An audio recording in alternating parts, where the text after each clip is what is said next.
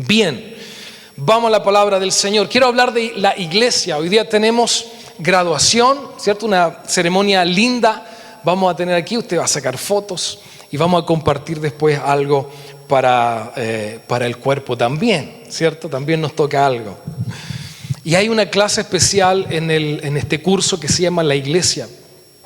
Y yo le puse un apellido, La Iglesia Poderosa. Y de eso saqué algunas cosas de esa clase para poder exponerlas hoy día.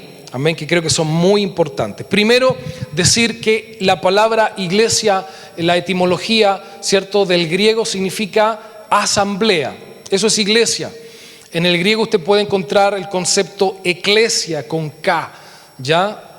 Y a nuestro español se traduce como asamblea. ¿Por qué esto? Yo les comentaba a los hermanos de la clase que Jesús y todos los apóstoles y toda la gente en Judea acostumbraba a hablar 3 idiomas, ¿ya? El hebreo, que era propio del pueblo de Dios, el arameo, que era el que más hablaba Jesús, y el griego por influencias, ¿verdad?, comerciales, influencias de Grecia, ¿verdad?, de la región más cercana. Grecia, recuerde usted que acostumbraban a juntarse todos los filósofos a conversar, a hablar, a preguntarse qué es de la vida, de dónde venimos y para dónde vamos, y nace esta filosofía 500 años antes de Cristo aproximadamente. Entonces, cuando llega Jesús, toda esta influencia ya está en Judea. Entonces acostumbraban a juntarse y a hacer asamblea, a votar. ¿Qué piensas tú de la vida? Yo pienso esto. ¿Y tú qué piensas? Yo pienso esto otro. Y comenzaban a hacer estas filosofías, a resolver problemas, a nombrar cargos en una asamblea. Y Jesús instaura una asamblea también. Amén. Entonces, primero, la iglesia o fundar una iglesia es un objetivo principal de Jesús antes que Él se fuera de este mundo y ascendiera a los cielos. Amén. No es algo fortuito que a Jesús se le ocurrió en último momento fundar una iglesia. Era el plan. Una vez que Él muriera en la cruz, resucitara, ¿qué iba a pasar después? Obviamente iba a venir el Espíritu Santo a la gente, pero ¿cómo se iban a mantener? ¿Cómo iban a caminar juntos? Jesús dice, es necesario que exista una asamblea. Muy bien, un 7 para usted. Una asamblea, ¿verdad? Donde se junten, ¿a qué? A platicar, a conversar, a dirimir, a contar testimonios, a enriquecerse y a estimularse espiritualmente unos a otros. Entonces, en la junta de las casas, porque ahí estaban las iglesias, entonces uno sabía tocar un instrumento, otro por allá había escuchado un testimonio y lo podía compartir, o alguien había vivido algo y lo compartía, otro tenía algunos escritos, se conseguían escritos de la Torá, que era el Pentateuco, la ley de Moisés, y lo leían en la asamblea, y eso era el culto de ellos.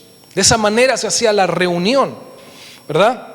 Entonces Jesús funda primero, es un objetivo principal de que la iglesia es una meta de Jesús. Fundar una iglesia es una idea que nace en el corazón de Cristo el Señor.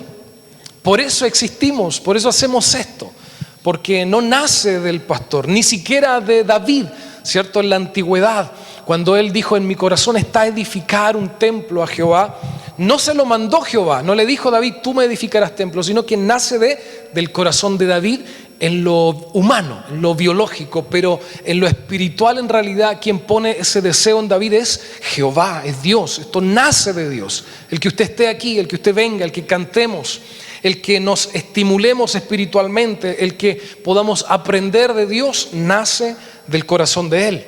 Amén. Es un deseo y una idea de Jesús. Segundo, Jesús, fíjese esto, Jesús funda la iglesia, la asamblea, en medio de persecución.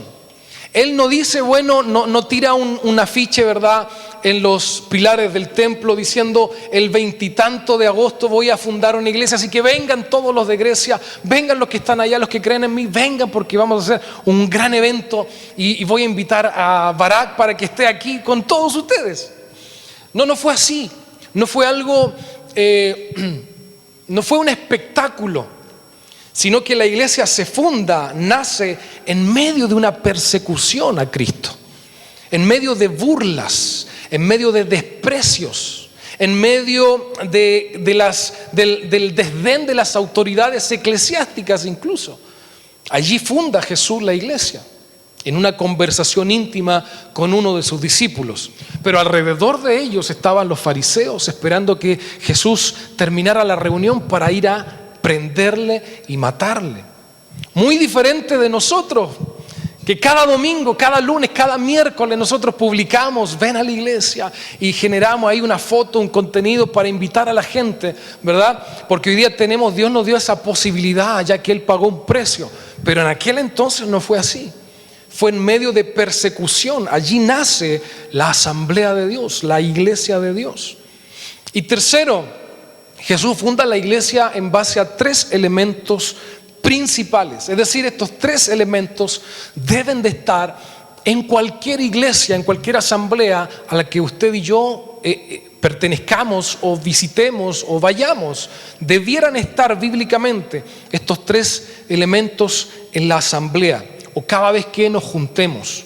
Amén. Si uno de estos elementos no está, entonces estamos flaqueando, estamos al debe, estamos en deuda con la idea bíblica de iglesia. Amén. Y quiero ahora leer, que usted me acompañe, Mateo 16, por favor, verso 13 al 20. Dice así: viniendo Jesús a la región de Cesarea de Filipo, preguntó a sus discípulos diciendo: ¿quién dicen los hombres que es el Hijo del Hombre? Y ellos respondieron: unos Juan el Bautista, otros Elías y otros Jeremías o alguno de los profetas. Fíjese, el contexto acá es que Jesús viene a esta región de Cesarea de Filipo con sus discípulos, pero antes de esto, instantes, momentos, horas antes de esta conversación, estaba siendo tentado Jesús por los fariseos. Estaban allí en una conversación con mucha gente, y los fariseos tientan a Jesús y le preguntan, y Jesús le dice: hipócritas. Luego va a otra región y sucede lo mismo, y se escapa casi Jesús con sus discípulos a esta reunión íntima. Seguramente ahí estaban compartiendo un pancito, una arepa, algo. No estaban solamente así. Y nace esta conversación íntima, y donde Jesús les pregunta a los discípulos: ¿qué escuchan ustedes de la gente que dice de mí? ¿Qué opina la gente de mí? ¿Han escuchado? Sí. Mira, Jesús, algunos dicen que tú eres la reencarnación de Elías.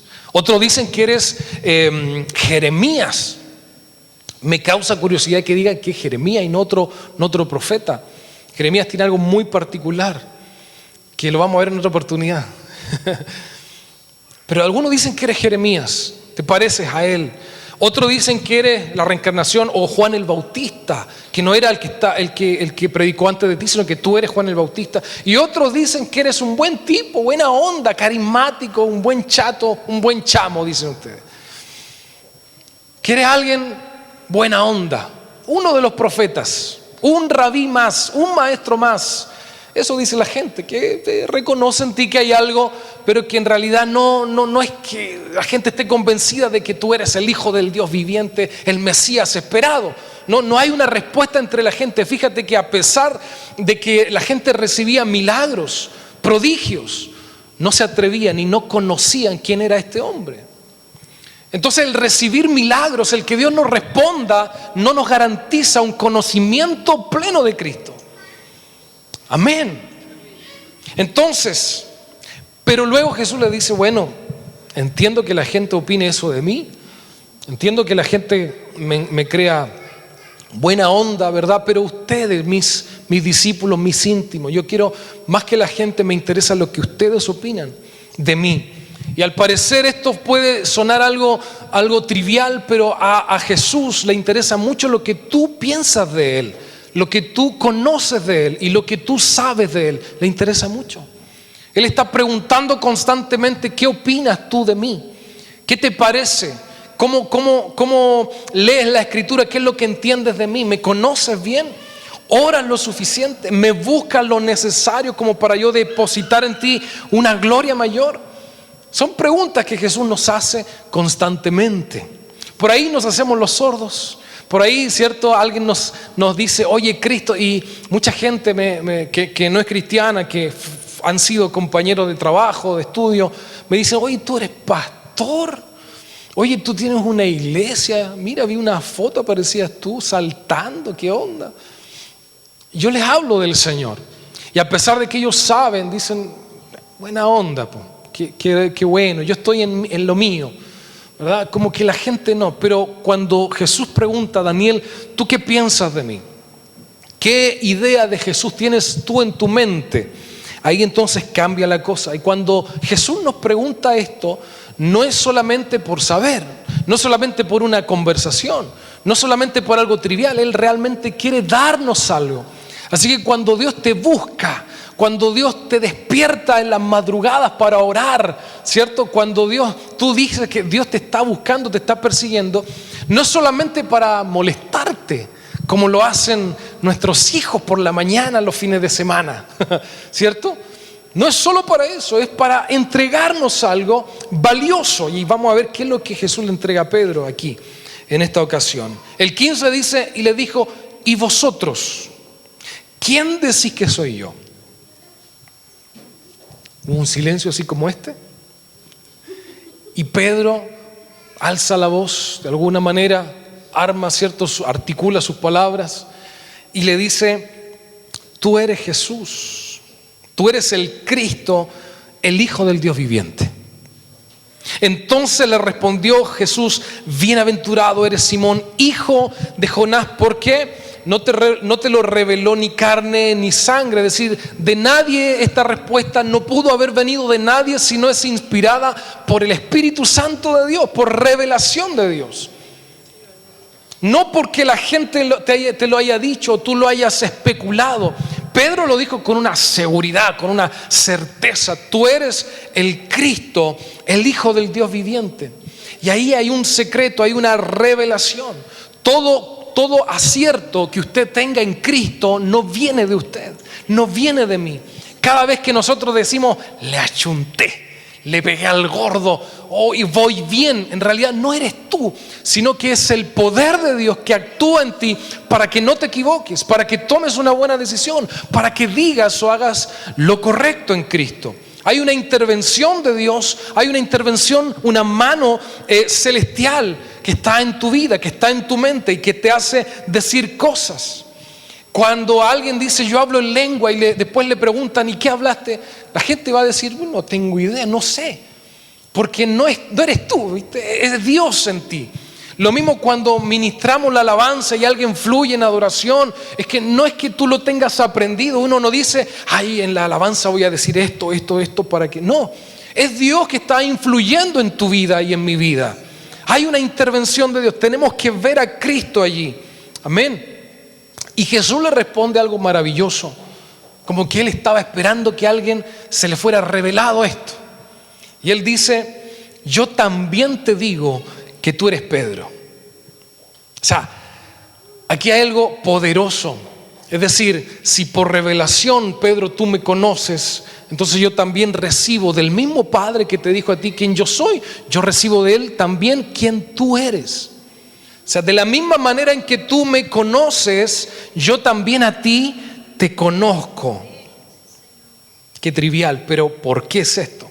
Y sobre esta roca edificaré mi asamblea, mi eclesia, mi novia, mi futura esposa, mi cuerpo. Sobre esta roca.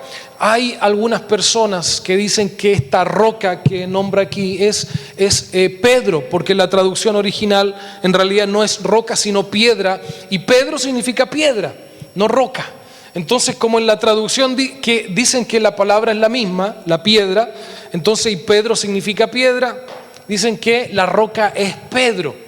Por eso la religión nos ha vendido una imagen, ¿cierto?, de San Pedro con las llaves en el cielo que nos está esperando. Por esa razón. Pero en realidad no es así. Eso es solamente un alcance de palabras. Lo que sí significa esta piedra, esta roca, es el conocimiento entre Pedro y Jesús y Pedro. Esa es la roca. La relación en el conocimiento mutuo que ambos tienen, a eso Jesús le llama roca. Y fíjate que sobre eso, tengo algo acá, fuera de mí, Satanás. Ahí sí, una vez estaba orando y se metió un bicho, hermano. Fue caótico. Reprenda al Señor los bichos. Entonces, en esta relación donde funciona un conocimiento mutuo, a eso Jesús le llama piedra, roca, fundamento. Entonces, después dice: y a ti te daré las llaves del reino de los cielos, y todo lo que atares en la tierra será atado en los cielos, y todo lo que desatares en la tierra será desatado allá en los cielos. Entonces mandó a sus discípulos que a nadie dijesen que él era Jesús el Cristo. Entonces, primera cosa, dijimos que habían 3 elementos, ¿verdad? En toda iglesia. Primer elemento, relación íntima de él con la comunidad. Si no hay una relación, Jesús no le pudo haber dicho: yo te conozco, Pedro, a una persona que no supiera quién era Jesús. O sea, Jesús no puede levantar nada, no puede dar nada a alguien que no le es revelado quién es Jesús. Si no tenemos certeza de que Jesús es el Cristo y por medio de solo Él salvación, entonces no podemos edificar nada en Cristo Jesús. No podemos ser parte de la asamblea espiritual si no entendemos que solo a través de Cristo hay salvación y solo en el nombre de Jesús hay poder. Si usted sabe eso, si a usted se le es revelado eso, entonces tenemos el primer ingrediente para ser asamblea, para ser iglesia, una relación con Él. Y una relación se construye, una relación no nace de la noche a la mañana. Usted no dice: hoy amigo íntimo porque te vi 2 veces. Usted no le abre la puerta de su casa a una persona que recién conoció, ¿verdad? Usted no se casa con alguien que conoció en la mañana, no se está casando en la tarde. Bueno, hay algunos que hemos visto por ahí, ¿verdad? Tanta cosa. Pero usted no hace sociedad con alguien que no conoce. No deja pasar a su casa algún extraño. Primero la Escritura dice: tiene que dar frutos, porque los frutos hablan, ¿verdad? Entonces usted no puede hacer alianza espiritual con alguien si no conoce a esa persona. Y Jesús funciona igual. Dios no va a usarnos si Él primero no nos conoce, si primero no nos desnudamos delante de Él, si no pasamos tiempo en oración, en búsqueda, en ayuno, en lectura de la palabra, en meditación de su palabra. No puede Él darnos algo mayor. ¿Por qué? Porque no hay un conocimiento. A lo mucho ya nos dio la salvación, que es un regalo. Pero para aquellos que anhelamos más de Dios, aquellos que anhelamos algo poderoso en Dios, una gloria mayor, poder hacer milagros, sanidades, bendecir a otros, entonces necesitamos conocerle en profundidad. Necesitamos entender cómo Él funciona en su mente, cuáles son sus planes, sentir su corazón, ver con sus ojos. Para eso necesitamos tiempo con Él, pasar tiempo con Él en intimidad. Jesús aquí ya llevaba tiempo con los discípulos. Ahora, sí, Dios acorta brechas, pero hay mucha gente que lleva poquito en el Evangelio y Dios ya lo está usando. ¿Por qué? Porque Dios acorta brechas, pero depende de Él. ¿En base a qué? Pedro no tenía idea quién era Jesús realmente en lo humano. Y Jesús le reconoce: lo que tú acabas de decir tiene que haber sido por revelación del Padre, no por ti. Entonces, cuando nosotros, si logramos entender quién es Jesús realmente, es porque viene de Dios. Amén. Segundo elemento que tiene que tener una comunidad: revelación de Él a su comunidad. Entonces, primero, relación. Amén. Conversación, estar juntos. Segundo, revelación de Él a su comunidad. Cuando se junta la iglesia, necesariamente cuando hay una asamblea, nosotros al entrar aquí sabemos 10, al salir sabemos 20. Si de una reunión no salimos sabiendo algo más de Dios, entonces algo falta, algo no cambió. Por eso es que la revelación de Dios nos transforma, nos cambia. Y cuando la vida no es transformada, cuando la persona sigue en el mismo camino, quiere decir que no hay revelación de Cristo en su vida. Porque la revelación de Cristo en la vida de la persona cambia, transforma, mejora. Pedro jamás va a ser igual desde este minuto en adelante. Qué tremenda responsabilidad está recibiendo en sus manos. Entonces jamás va a ser igual.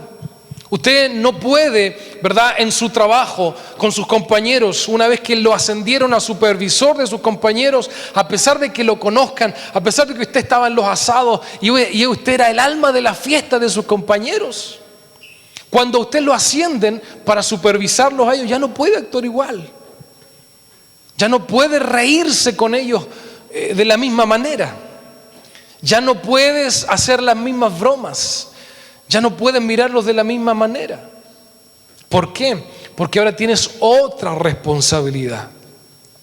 Debes de cuidar el testimonio, debes cuidar las palabras, ¿cierto?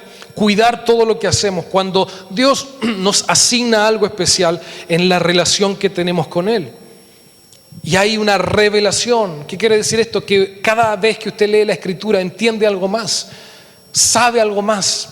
Hay un conocimiento mayor de Cristo y de su palabra en su vida. Y tercer elemento, poder de Dios. Una iglesia una asamblea debe tener poder de Dios. Por eso Pablo le llega a Grecia, a estos mismos griegos, sabios en su propia opinión, filósofos, buenas palabras, elocuentes. Podía usted estar escuchando a un griego 2-3 horas sin problema, porque era entretenido, tenían el don de la palabra estos muchachos. Y cuando Pablo llega a Grecia, por eso él dice: yo no puedo llegar a ustedes con palabras lindas y elocuentes y elaboradas y coherentes solamente. Necesariamente tengo que llegar a ustedes con demostración del poder de Dios. No hay otra manera, si no ustedes no van a creer. No, en otras palabras, no les puedo meter el dedo en la boca a ustedes porque saben mucho, tienen tanto argumento, pero a lo que no van a cuestionar, lo que no pueden quedar indiferentes es al poder de Dios. Es que alguien se sane, es que un cojo vuelva a caminar, es que un ciego vuelva a ver. Eso no hay lugar a duda. Ahí, si ustedes ven el poder de Dios del Evangelio que está en mí, ¿cierto?, a través de Jesucristo, entonces ustedes sí van a creer. Y por eso en Grecia crece la iglesia de Corintio. Porque había poder de Dios. Es más, la iglesia de Corintio, en su sabiduría y todo, comenzó a crecer el poder de Dios. Y luego Pablo, para regular los dones, tiene que enviarle una carta. Y hay un capítulo entero que habla de los dones, de cómo manejarlos, de cuáles son, de cómo gobernarlos, de cómo sostenerlos. ¿Por qué? Porque la iglesia de Corintio tenía prácticamente todos los dones. ¿Por qué? Porque había poder de Dios. En la iglesia de Corinto se sanaban los enfermos así. Si usted lee el libro de los Hechos de los Apóstoles, Pedro sanaba con la sombra. Y cuánto milagro que no está escrito en la Biblia, dice la palabra. Si contáramos todas las cosas, no habría libro donde cupieran todos los milagros, los prodigios que sucedieron en esta época. Y eso es poder. Yo he conocido pastores, hermanos, que no saben leer, no saben escribir, pero portan una gloria de Dios, pero tremenda. ¿Sabe? Tu pastor puede ser inculto, no saber muchas cosas, pero si la unción de Dios está en un hombre, Dios está respaldando a esa gente, Dios está respaldando a esa persona por el poder de Dios. Amén. Entonces Entonces el poder de Dios a través del Espíritu Santo en los miembros de la comunidad. Usted tiene que ahora saber, ya que conoce, ya que le ha sido revelado, usted está capacitado. No tiene que ir a hacer un curso para sanar a alguien. Usted lo puede hacer con la fe que tiene. Usted puede multiplicar los panes y los peces, puede darle de comer al pobre. No es necesario que haga un curso, que se inscriba a un instituto bíblico para eso. Ya estás capacitado por el hecho de pertenecer a la iglesia de Cristo. Y no me refiero a iglesia centro, me refiero a la iglesia, al cuerpo de Cristo. Usted ya está capacitado, ha sido recibido en la familia de Dios. Usted puede ir a sanar a los enfermos, puede ir a libertar a los cautivos, puede llevarle este evangelio a los que están en la cárcel, a los que están en el hospital. Hoy día cuánta gente y cuánta necesidad existe. Y tú y yo tenemos algo que ellos necesitan. Pero ¿sabe qué? Muchas veces, como es tan cliché que se dice, nos encerramos entre cuatro paredes y aquí aprendemos y estudiamos. Y como dijo un pastor que yo tuve antes cuando era niño, decía: tanto que aprende y ya estás así de cabezón, tanto conocimiento. ¿Cuándo lo vas a practicar? ¿Cuándo vas a salir a hablarle a alguien? ¿Cuándo vas a traer a alguien a la iglesia? ¿Cuándo vas a ir a sanar a un enfermo? ¿Cuándo vas a ir a libertar a un cautivo, a resucitar a un muerto? ¿Cuándo? Estamos esperando que el pastor nos envíe, que el apóstol imponga las manos para... No, si yo en la escritura yo leo, Jesús ya nos envió. Vayan a sanar a la gente, vayan a demostrar el poder de Dios, vayan a cantarle ahí a la plaza, a dar paz, a traer paz para la ciudad. Vayan y háganlo. Pero muchas veces oramos tanto para ver si Dios nos confirma y nos reconfirma si es la voluntad, si no es la voluntad. ¿Por qué hacemos esto? El otro día estaba viendo un pastor en redes sociales conocido y él dijo: en la Biblia no hay ningún versículo que diga que en la iglesia tiene que hacerse una obra de teatro, que en la plaza hay que cantar canciones. No existe ese versículo. Pero tampoco existe el versículo que dice que alguien se tiene que parar aquí y hablar. No existe tampoco. Es un principio de Dios. Él dijo: id y haced discípulos a todas las naciones, bautizándolos en el nombre del Padre, del Hijo y del Espíritu Santo, y enseñándoles que guarden todas las cosas que yo os he mandado. Y ahí yo estaré con vosotros todos los días hasta el fin del mundo. Pero ¿cómo lo vamos a hacer? Señor, ¿será a través de un curso? Bueno, si cumple lo que yo te estoy diciendo, sí, claro. ¿Será a través de un evento? ¿Podremos? Y si cumple lo que... Si la gente es bendecida, es instruida, se convierten en discípulos, claro que sí.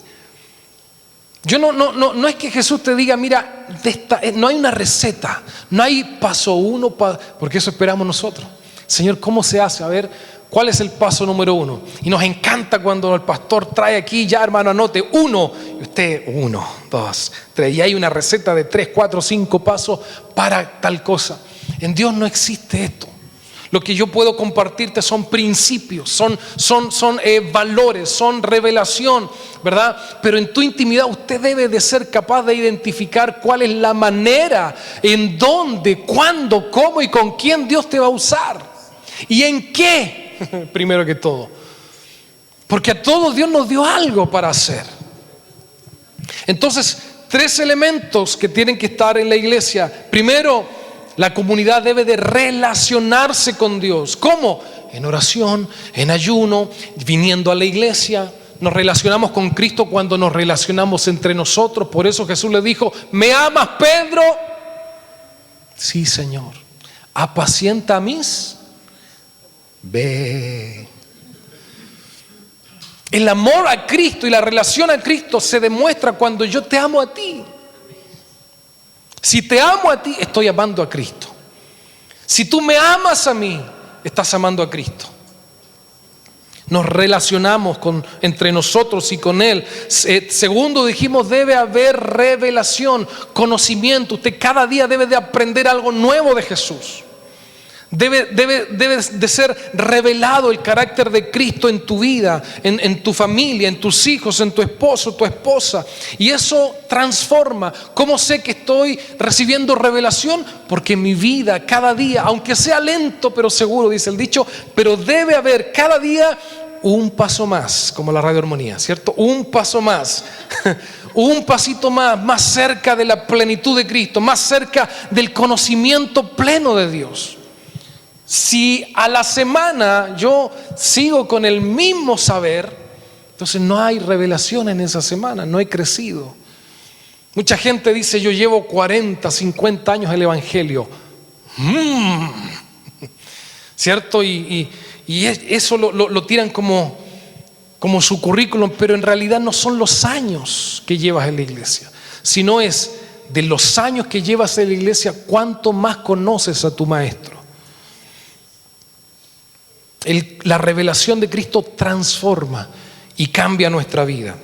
Hay revelación, hay cambio.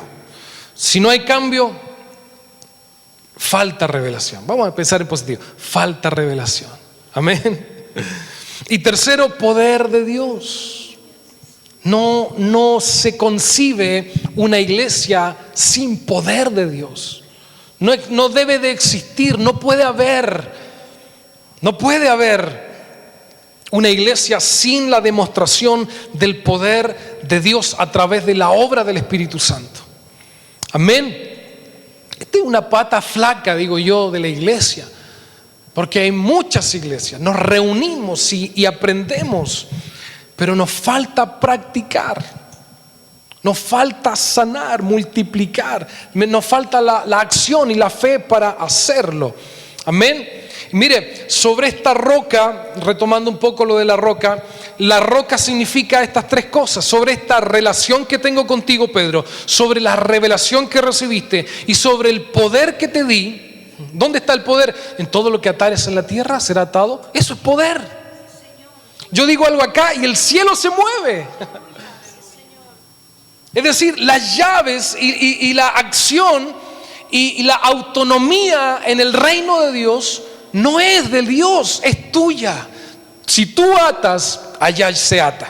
Si tú aquí desatas, allá se desata. Pero la iglesia hoy día está esperando que del cielo se desate, baje el ángel y nos diga, ya desaté para que tú desates aquí. No, es tú átalo, Pedro, y se atará en los cielos. Tú bendice acá y yo bendeciré desde los cielos. Tú pide acá y yo te daré desde los cielos.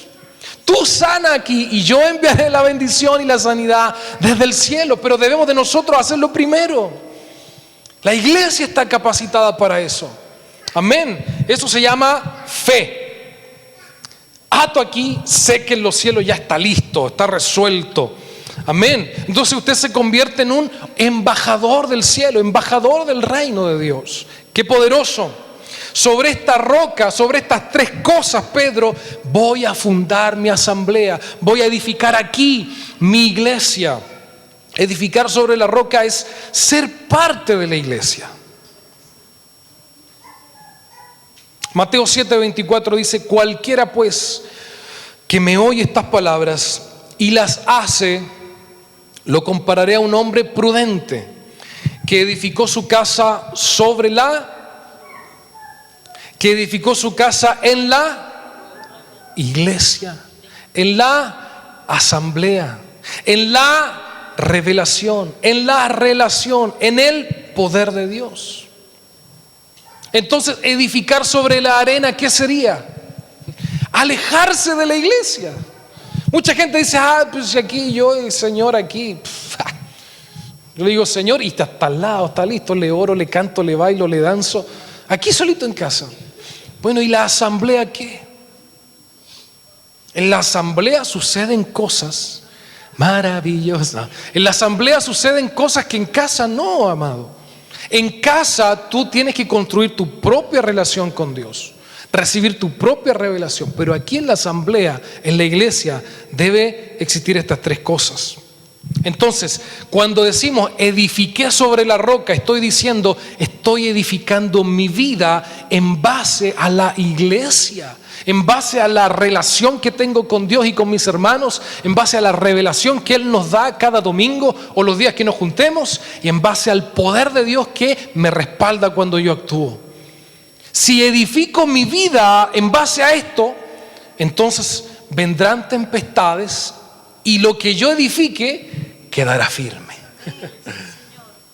Pero la gente que no está en la iglesia, que no valora la asamblea, está edificando sobre la arena.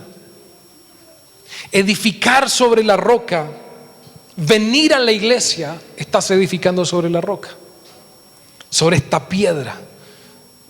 Y venir a edificar en la roca o edificar en la arena, ambos reciben tormenta. Venir a la iglesia o edificar sobre la roca no nos garantiza una vida libre de tormentas, libre de tempestades. La Escritura dice: el que edificó en la roca, descendió la lluvia, vinieron ríos, soplaron vientos, golpearon contra aquella casa y no cayó. Pero al que edificó en la arena recibe la misma tormenta, la misma lluvia, el mismo golpe y la casa cae. Amén.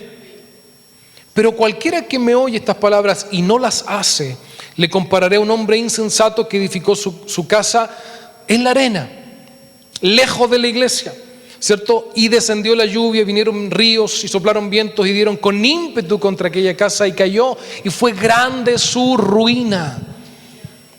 ¿Quieres evitar la ruina?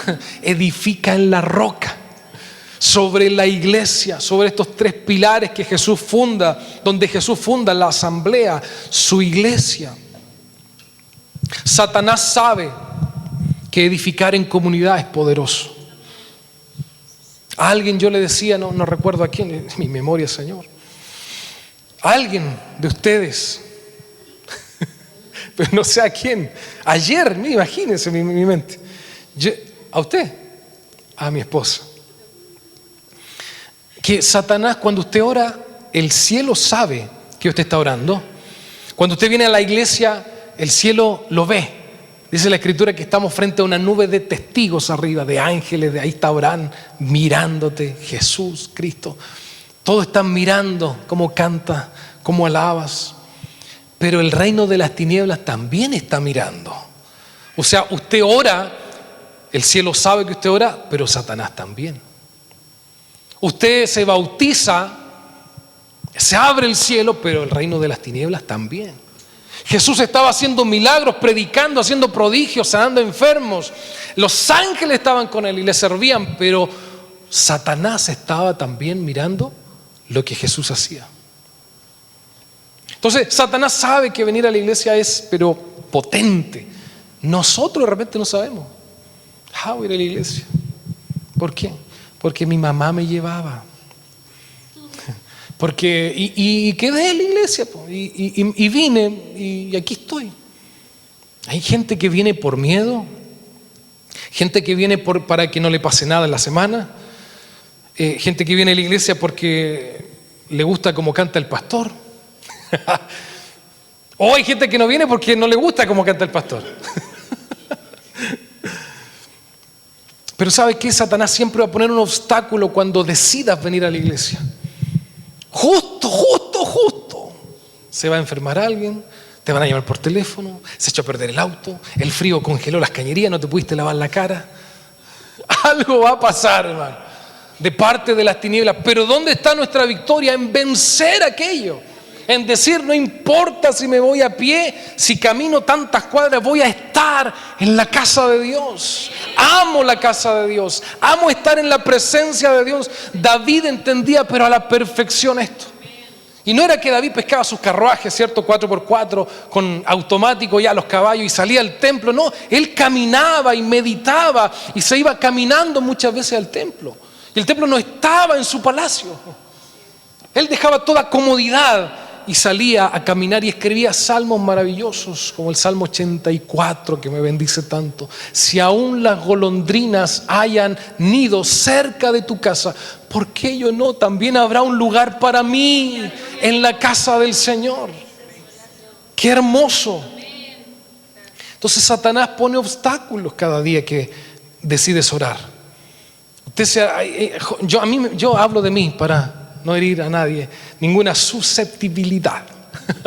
Pero cuando yo era adolescente, hace poco, ¿no? Yo cuando decía, voy a orar, y me arrodillaba y me venía un sueño, hermano. Empezaba a bostezar y de repente me despertaban así mi papá. Habían pasado 1 hora, 2 horas. Decía, no, estoy orando, tranquilo. Llevo ya 2 horas orando. Qué espiritual, estaba durmiendo, hermano. Me había quedado dormido. Y así a ti te pudo haber pasado también en esa situación o en otras. Muchas veces gente que llega a la casa del Señor con el espíritu dispuesto, porque eso no hay duda, el espíritu siempre está dispuesto. Pero la debilidad está en la carne, ¿cierto? Por eso usted se soba las manitos, porque la carne siente frío, hambre, sueño. Usted ya está mirando para atrás si el cafecito está listo o no, el pastor a qué hora termina. ¿Por qué? Porque la carne es débil, pero el espíritu está dispuesto. Entonces, ¿dónde está la victoria en que tú te inclines y prefieras más a qué? Al espíritu que a la carne. ¿Se puede dominar o no? Sí se puede. ¿Se puede ayunar o no? Sí se puede. Ahí está el dominio del espíritu por sobre la naturaleza humana. Amén. Voy ya cerrando, terminando. Entonces, en la roca, en la iglesia, somos afirmados para no sucumbir ante los vientos y ante la tempestad, porque escúcheme bien, sí van a venir vientos, sí van a venir tempestades, sí va a venir los ríos con ímpetu a tu vida. No importa si hayas edificado en la roca o en la arena, va a venir igual. Pero la gracia es edificarse en la roca, en la iglesia, en comunidad, en asamblea. Dice la Escritura que allí habita Dios en medio de la alabanza de la asamblea, en la alabanza de los santos. Allí envía Dios bendición y vida eterna para tu vida.